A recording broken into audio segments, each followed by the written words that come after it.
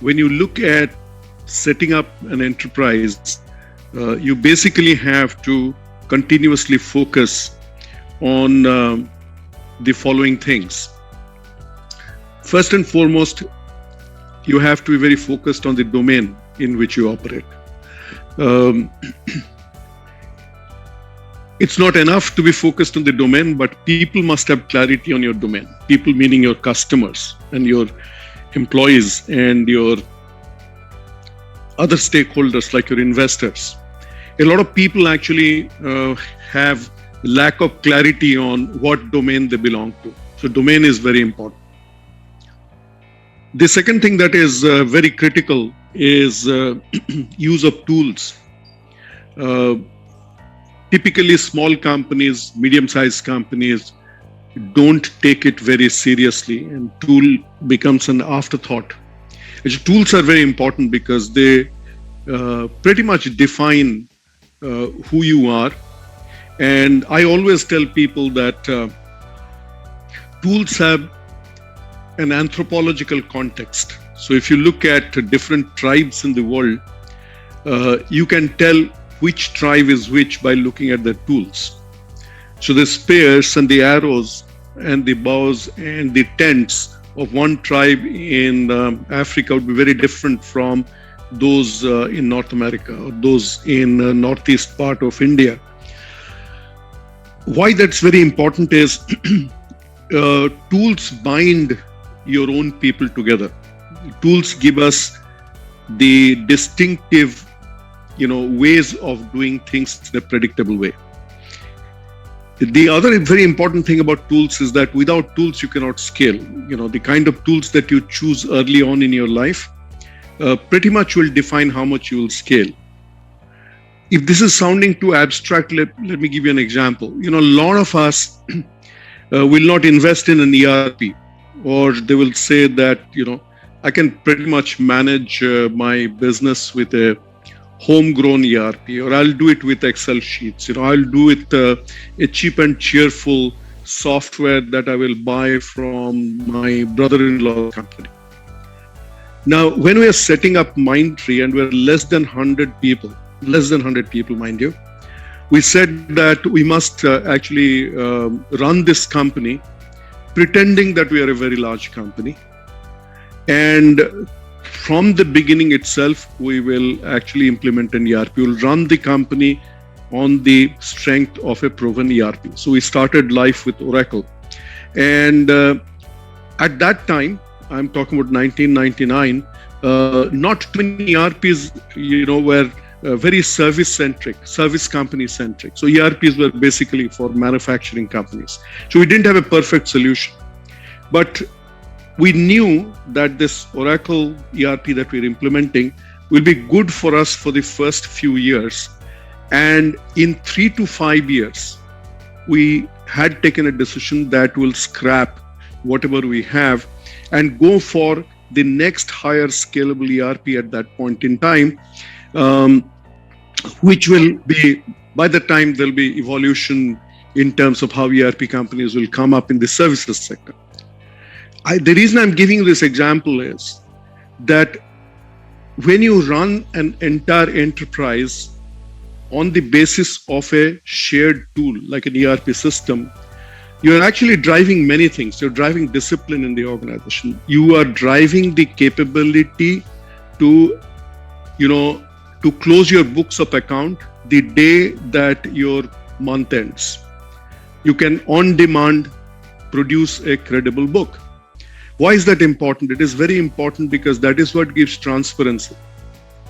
And that is what will impress your investor. But no, this is not what will be intuitively clear to many people who will not think about the tools. The same thing is with let's say, human resource management system, a learning management system within the organization. One can go on and on and on. It's not just the ERP. So first is clarity about your domain. Second is clarity about using tools, because tools help you to scale. You can't go to war without the right tools. Sorry, I shouldn't be talking about war right now, but any form of competition. instead of war, we should talk about running a marathon, biking, So before he starts biking, he accessorizes himself. So his bike is a tool, his bike dismantling tools are tools, his clothing is tools, down to the water bottle that he will carry. So he accessorizes himself. So the question is not an afterthought. The question is, in an organization context, what are the tools that make you stand apart? The third thing is, which is I think is very critical, is clarity about and investment in methodology. So tools are the things with which we run our business. The methodology is the unique how-to. So to give you an example, if you look at McKinsey, or if you look at Bain, or you look at Price Waterhouse, you look at KPMG, all these companies have their own way of doing things. That is their methodology. It's their intellectual property.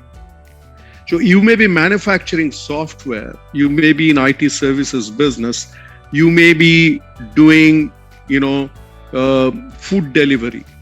But if your methodology is not different from other people, and if that methodology is not clearly understood and practiced by everybody in the organization, then it will not scale.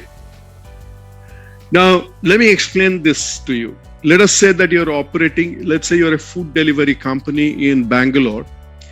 Now, scaling up here means that you have to do it now in Hyderabad. The way that you do your food delivery fulfillment has to be replicable. That comes if the organization at very senior levels is focusing on methodology, building your own unique methodology. So if you look at, how a McKinsey will do diagnostics, for example, is going to be different inherently from how a Bain will do it. If you look at McKinsey's slides all over the world, you will find that the moment you see their slides, it's a McKinsey slide or a Bain slide. The way that a McKinsey consultant will engage with you in Australia is very similar to how they will engage with you in North America. The same thing applies to us, whatever may be our business. And who actually thinks about methodology? Top management does not think about methodology. You are doing things by heroics. And even as you are not doing things by heroics and somewhat you have got a reasonable methodology, you don't think of documenting it. You don't think about revising it periodically. You don't think about training people consciously the day that they sign up to join your company.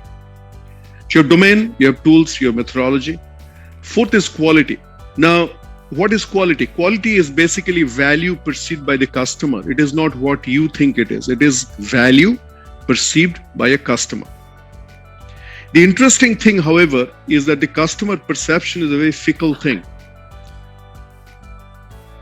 We think that quality is generally something that you revisit periodically, but today the customer has got so many choices. The customer may, love you enormously for who you are today, but day after tomorrow, that perception will change, and the customer may not even inform you about that. What we need to understand is that quality is not a static thing. Quality has three positions. Either you are quality positive, or you are quality neutral, or you are quality negative. Obviously, if you are quality positive, it's very good. And that has to be continuously exponentially different. It is like having, it's not enough to have a great, if you're Apple, it's not enough to, or a Samsung, it's not enough to have a great phone, but you need to think through the next 3 phones or 4 phones or 5 phones. And those have to be inherently different in terms of form and functionality. So that's paying attention to quality. But it's very good if you are in that position where you have a quality roadmap of everything that you do going forward. You have a mental picture of what it will be 18 months, 36 months from now. But many of us remain quality neutral, which basically means that you are living on yesterday's reputation. The danger of being quality neutral is that you quickly become quality negative, and then you are out of consideration. So it's a treadmill. You cannot stay still in one place when it comes to quality.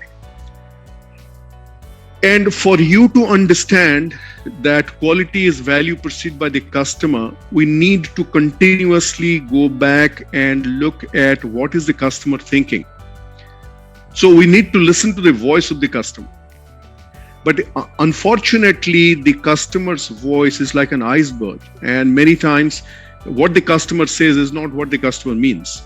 So you have to practice deep listening skills. That's very critical. We need to look at competition continuously. We need to actually go downstream, not just looking at the needs of the customer, but the customer's customer. When you engage with your customer's customer, that is where you will actually understand where is the pain point of the customer. And if you can't address what I call the unstated needs of the customer, if you're fulfilling the stated needs, then you are me too. But are you able to actually fulfill the unstated needs of your customer? Fantastic advice for SMEs.